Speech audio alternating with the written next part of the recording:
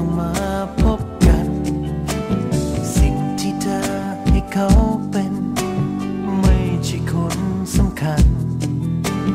แต่แววตาที่ให้กันมีอะไรพิเศษกลัวเธอจะไว้วันเพราะเขาเข้ามามากไป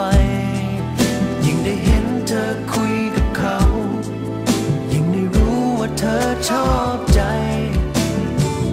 กลัวใจที่เขามีไม่รู้ว่าคิดอะไรกูจะเสียเธอให้กับเขาไปแค่ยิ่งคิดก็ยิ่งปวดใจ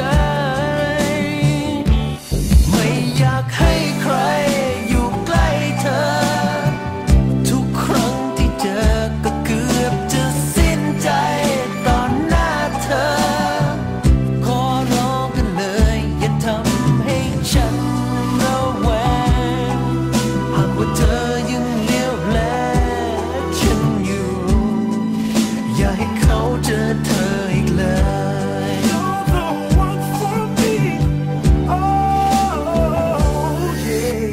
อยากให้เธอบอกเขาเองว่าหลีกไปให้ไกลอย่าให้ฉันต้องพูดเองมันจะทำร้ายใจ